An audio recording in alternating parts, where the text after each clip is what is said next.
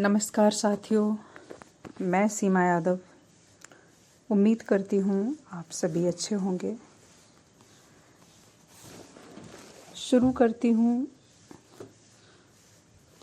उतरती हुई धूप का अगला भाग।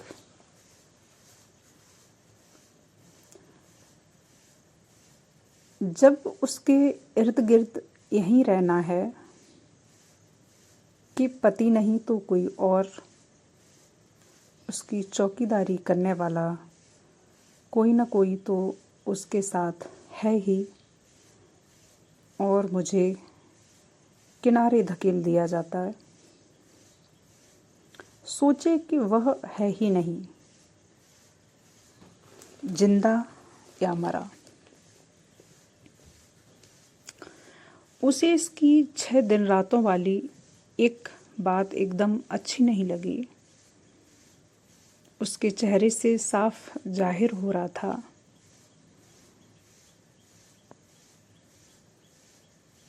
तब वह घोड़े पर सवार था और सारा गुबार जिसे लिए हुए वह घूम रहा था, गुस्से में सारा उगल देना चाह रहा था। उसे लग रहा था कि वह मेरे बारे में अब सोचना ही नहीं चाहती। अब इसको क्या ही चाहिए।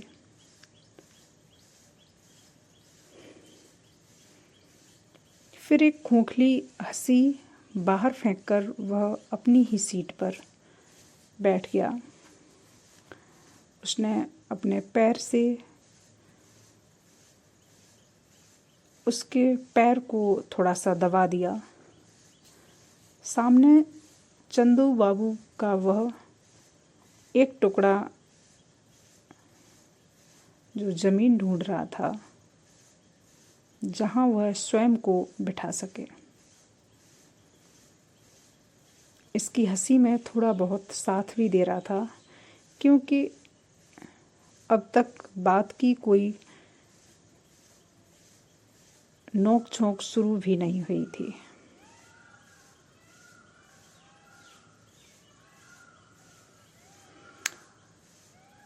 तभी एक बेरा आया और ऑर्डर लेने के लिए, साहब क्या लाऊं?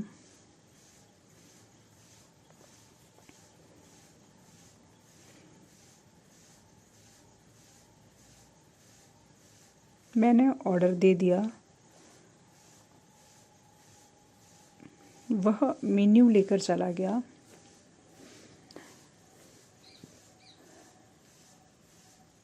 वह इसे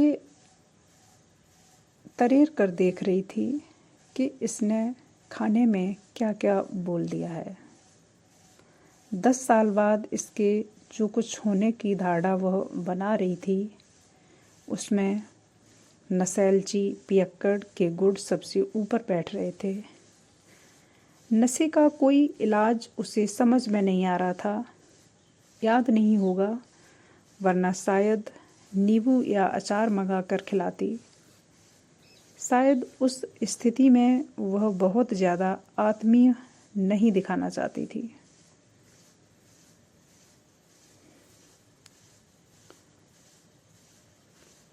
एक साहब ने एक दिन कहा कि साहब, ये लव अब क्या होता है? तब जाने जब भी टूथ ब्रश बदल लें। मैंने कहा, जनाब यह तो कुछ नहीं, हम तो एक दूसरे के चूसे हुए आम भी चूस जाते थे।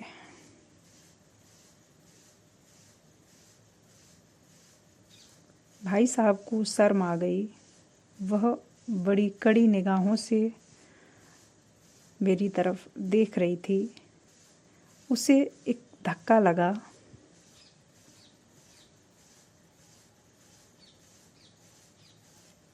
इन बातों के लिए वह तैयार नहीं थी शायद।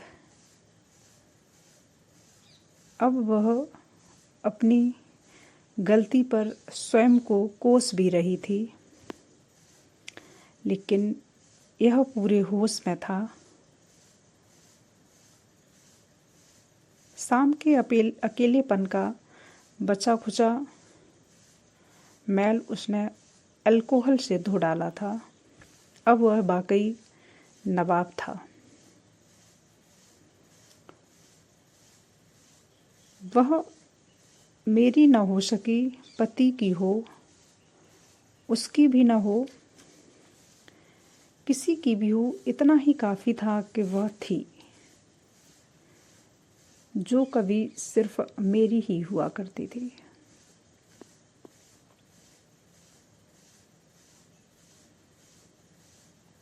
एक लड़की जो फिर कभी नहीं उसके जैसी मिलेगी। औरत की किस्म में पहली बार और आखिरी, वह जिस पर कम से कम इसके लिए औरत की जाति आकर ख़त्म हो जाती थी।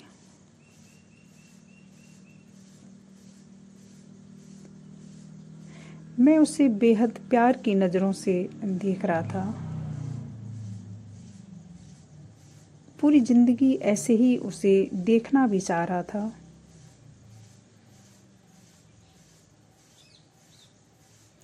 मेरी बड़ी तबीयत थी कि वह भी मुझे वैसे ही देखे जैसे कभी गर्मी की धूप में भी नंगे पैरों छत पर खड़ी देखा करती थी, या जैसे अपनी गोद में मेरा सिर रखकर अपनी सारी मिठास आँखों से उड़ेल दिया करती थी।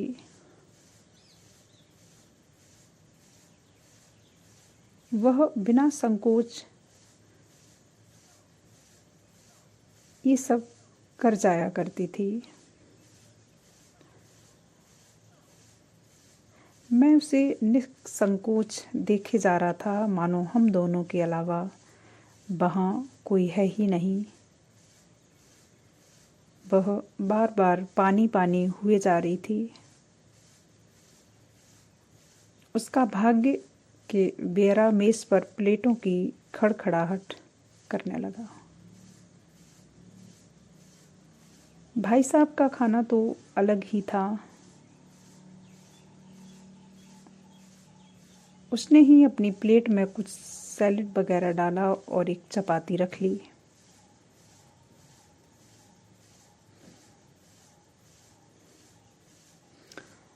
उसने अपनी प्लेट मेरी तरफ की, इसमें भी कुछ डाल दो।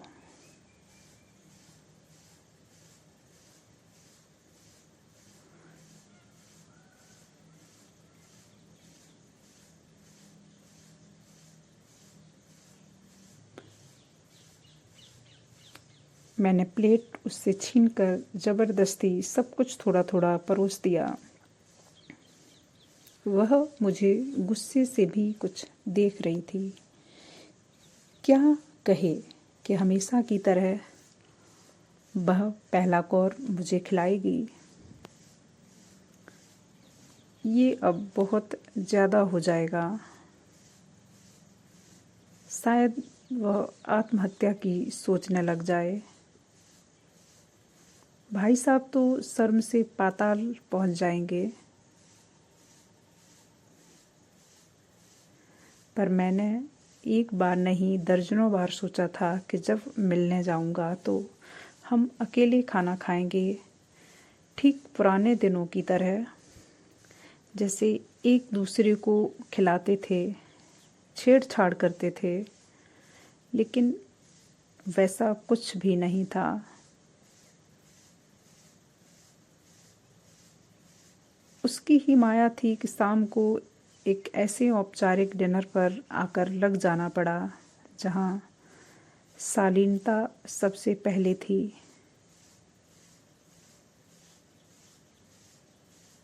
काफ़ी संभल कर भाई साहब से ही बातचीत शुरू की, क्योंकि वह तो एकदम चुप ही थी।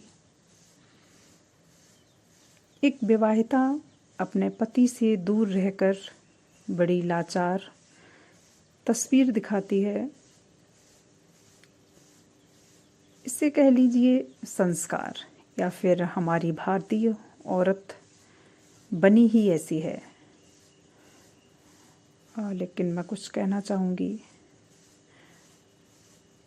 एक आदमी ये सारी चीज़ें क्यों भूल रहा है कि जिस जगह पे तुम खड़े हो वो दिन याद करो। उसने हर वक्त उसकी मदद की, खुद को पीछे धकेल दिया एक ऐसे समाज में जहाँ वो एक नारकी ज़िंदगी जी रही है। उसी के नाम के हर जगह उसको ताने दिए जा रहे हैं, लेकिन उस वक्त भी उसने खुद की कसम खिलाकर उसको आगे भेजा, पढ़ने के लिए भेजा। आज तुम जो बनकर उसके सामने बैठे हो, पुरानी ख्वाहिशें लिए, जबकि वो एक शादीशुदा है। उसने दोनों जगह अपना फ़र्ज निभाया। तब एक यदि प्रेमिका थी तो तब भी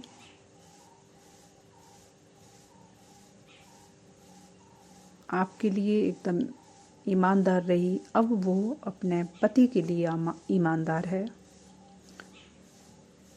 धोखा उसने किसी को नहीं दिया, जो अक्सर उंगलियां उठा दी जाती हैं एक औरत के चरित्र पे, क्योंकि सारे समाज की, सारे संस्कारों की जितनी बड़ी ये टोकरी है वो उसी के सर पे रखी है, शादी होने से पहले और बाद भी। आदमी के सर पे कुछ नहीं है। तो किस जगह पे गलत है आप सोचिए। आखिर पढ़ना इतना क्या ज़रूरी है? मैंने सोचा पढ़ना ही था तो शादी से पहले पढ़ती। पढ़ के क्या अब सर्विस करनी है? नहीं तो फिर पति के साथ रहकर बच्चों को देखभाल लेती। अगर आत्मनिर्भर, स्वावलंबी वगैरह बनने की चाह है तो इसके माने तो यह हुआ कि हमेशा पति से अलग रहने की सोच रही है। आप अपनी सोच को लगाम दीजिए।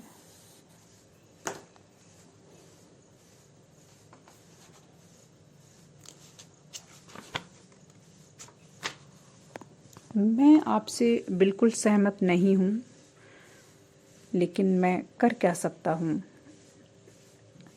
भाई साहब कुछ महसूस कर बैठे थे कि उन पर लांछन लगाया जा रहा है। क्या उनकी वजह से यह यहाँ पड़ी हुई थी? पीएचडी का सिर्फ बहाना था।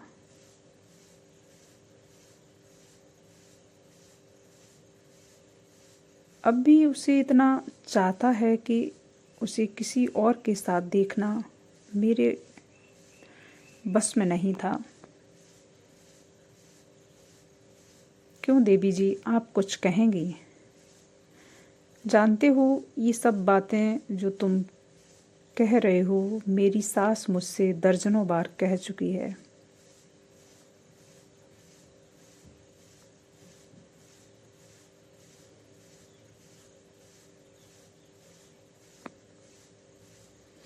उसने एक बार में ही अपनी सारी कसर निकाल ली थी।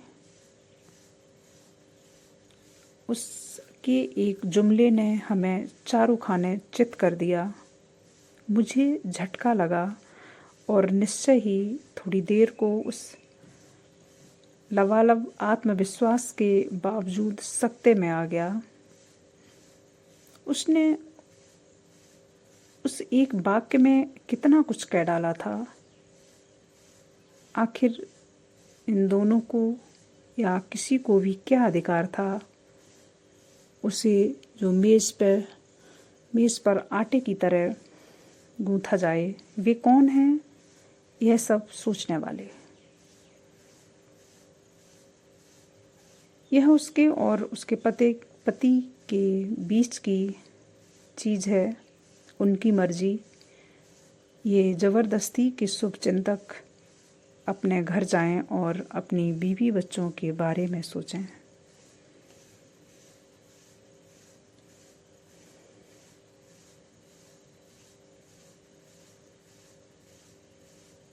अब मुझे पश्चाताप हो रहा था कि शाम इसके लिए जो आई थी वह तो थी ही नहीं।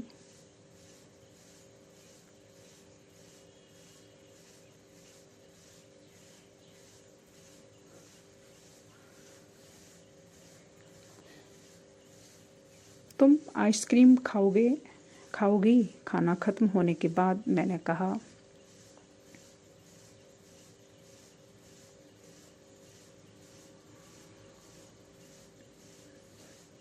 उसने कुछ मुलायम पड़कर मेरी तरफ देखा। उसे आइसक्रीम पसंद थी और होठों पर सफ़ेद सफ़ेद चिकनाई लाकर वह जिस तरह से उसको चाटती थी, एकदम उसके होंठ दूध की तरह धुलकर गुलाबी हो जाते थे।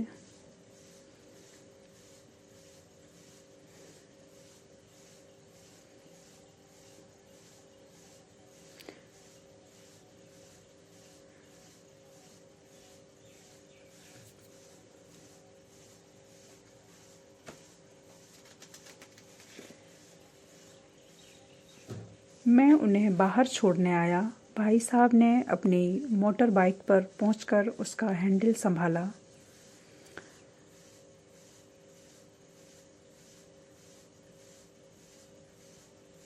मैं उसके वज़न के बारे में सोचने लगा। कितना होगा?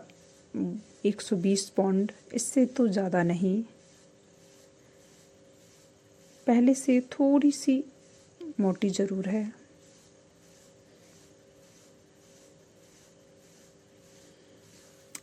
अच्छा भाई साहब, मैंने उनसे हाथ मिलाया। धन्यवाद आपका। No pleasure was mine. उन्होंने एक फिक्रा छोड़ते हुए अंग्रेजी की टांग तोड़ दी। आप फ़ौरन जाएंगे? वह पूछ रही थी। हाँ, मुझे एक मीटिंग में जाना है, वे इंतज़ार करते होंगे। नहीं, मतलब मुझे भी चलना ही था, देर हो जाएगी। वे टाल गए। मीटिंग का तो बहाना था, दरअसल उसको देख देख के मुझे एक प्यास सी लग रही थी। ऐसा लगा कि वे उस पश्चाताप को और ज़्यादा नहीं ढोना चाहते, और क्या पता अब वे भी छुट्टी चाहते हों। अगर गुरु शिष्या की बात थी तो शायद अब तक सारे पाठ वे उसे पढ़ा चुके थे। मैंने भाई साहब के बारे में ये सब सोच रखा था।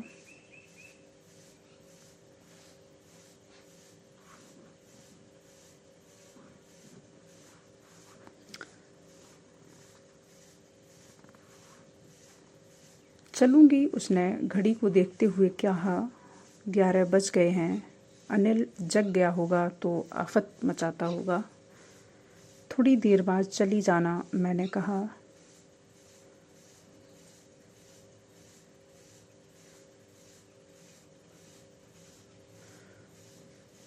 उसने उन सब बहानों से तंग आकर रिक्शा बुलाया और मैं उसे भेजने के लिए नीचे आया। मेरे पास और कोई विकल्प भी नहीं था। अच्छा होता अगर वह भाई साहब के साथ ही चली गई होती।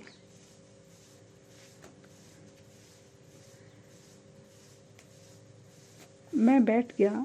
सड़क के किनारे रिक्शों के अलावा और कोई नहीं था।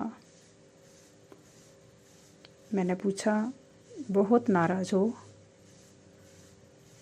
बड़ा अच्छा लगता है ना यूँ ऊट पटांग बकना। मैं सच ही तो कह रहा था, बताओ क्या गलत कहा?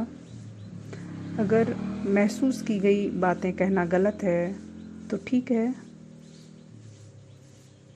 यहाँ रहने के बारे में ज़रूर मुझे कुछ भी कहने का अधिकार नहीं था, मैं मानता हूँ।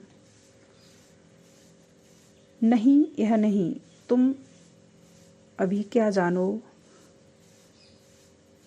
क्यों, भाई साहब तो सब जानते हैं, तुम ही ने कहा था।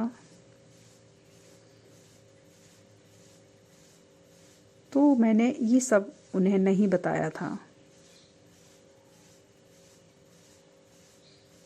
मैंने कहा, असली बात तो तुम बता ही चुकी थी, अब छिपाने को रहा क्या।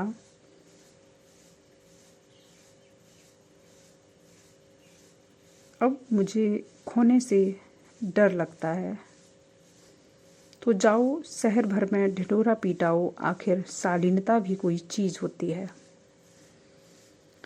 मुख्य सड़क पीछे छूट गई और रिक्शा एक अंधेरी सड़क से गुजर रहा था। जहाँ कई लोग दिखते उन्हें कुछ गहराई से देखती। यह उसके लिए तब एक तरह से था ही नहीं, अब एक सिर्फ शहर था, अंधेरी सड़कते गुजरते रिक्शों की भांति।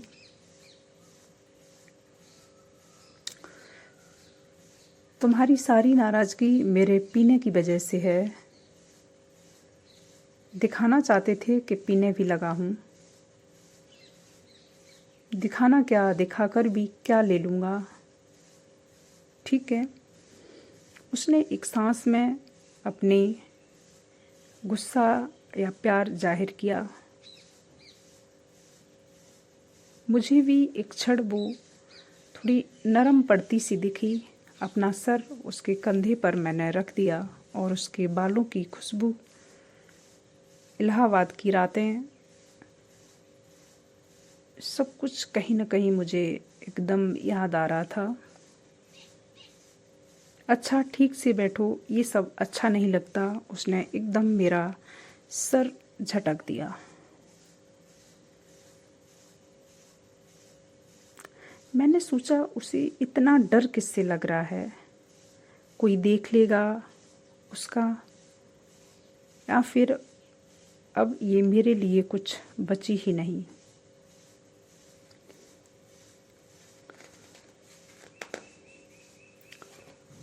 अच्छा देखो, घर आ रहा है, ठीक से बैठो, उसने दोबारा से कहा।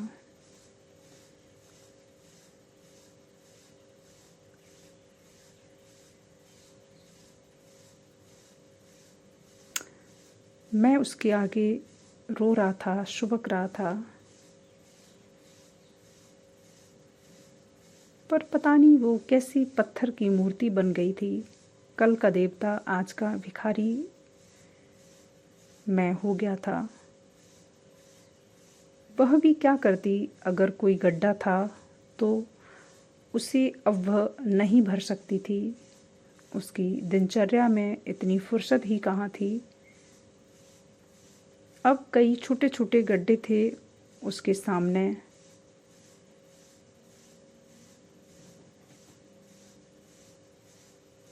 अपने बारे में तुम बेहतर सोच सकती हो, मैंने कहा।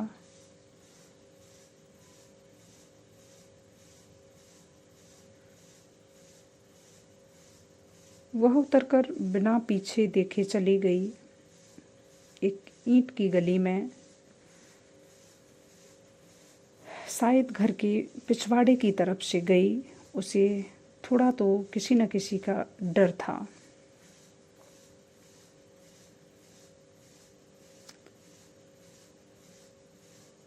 सारा शहर उससे संबंधित था। आधे उसके शुभचिंतक हितैषी थे, बाकी आधे उसके पति द्वारा छोड़े गए चौकीदार। मैंने कहा, बेवकूफ़ लड़की। उसके चले जाने के फ़ौरन बाद मैंने जेब से एक सिगरेट निकाल के सुलगाई।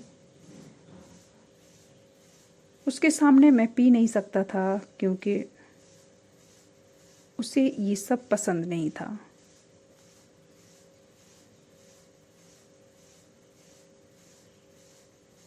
आज उसके सामने थोड़ी सी विस्की ले ली तो कितना भड़क गई थी।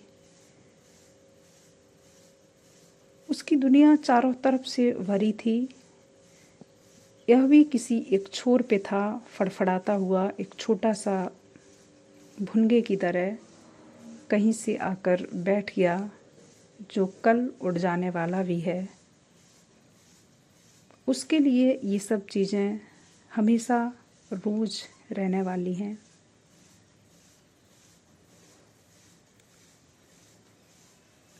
मेरी तो उसे बिल्कुल चिंता ही न लगी कि मैं कल चला भी जाऊंगा।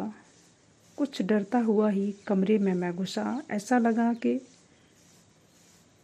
वह जानबूझकर छाते को छोड़कर चली गई।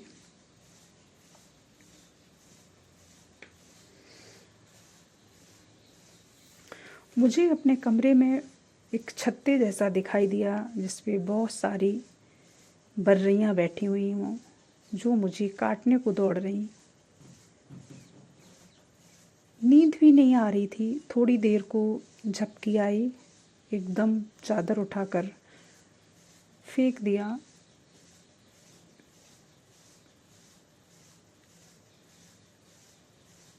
सुबह उठा तो सिर में बहुत दर्द था। अखबार और चाय का कुछ ज़्यादा ही बेसब्री से मुझे इंतज़ार रहता। चाय इसलिए कि सिर दर्द में कुछ फ़र्क पड़ेगा और अखबार इसलिए कि मस्तिष्क में जो कल की जमी जमाई उलझनें थीं उन्हें शायद बाहर की खबरें दबा सकें। नहाने के बाद भी सर हल्का नहीं हुआ। कल जो कितना जीवित सा यहाँ दिखाई दे रहा था आज सूना सूना खाली खाली सा लग रहा था। सर्दी की पहली सिहरन की खिली हुई धूप सामने की सड़क एकदम जगी हुई सी दिख रही थी।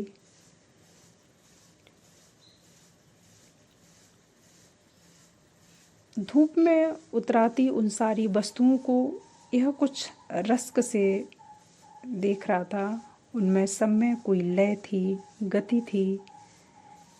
मेरे पास कुछ नहीं था। 1 बजे तक यूं ही भटकना। 1 बजे के बाद भी भटकाव ही था जब तक यहाँ से जाना न हुआ। मेरी नज़र एक पान वाले की दुकान पे ठहर गई। मैंने वहाँ से एक सिगरेट ली। शायद थोड़ा चला फिरी कि जिधर मुझे कहीं चौराहे तक ही जाना था। आज इतवार का दिन था।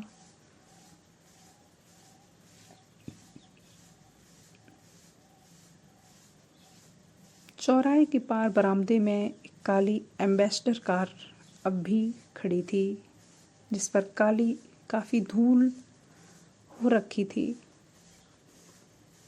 वहाँ पहुंचकर ऐसा ख्याल आया कि भाई साहब पुस्तकालय के ऊपर ही हैं तो उनसे मिल लूं और उसके बारे में तथा उसके घर के बारे में कुछ पूछूं। लेकिन सीढ़ियों से ही टाइपराइटर की किटपिट की आवाज़ सुनाई दी तो अंदर जाने की हिम्मत न पड़ी। कुछ देर ठिठका,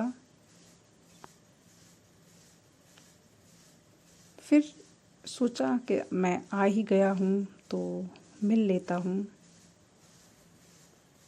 और मैं नमस्कार करते हुए उनके पास पहुँच गया। आज के लिए इतना ही। धन्यवाद।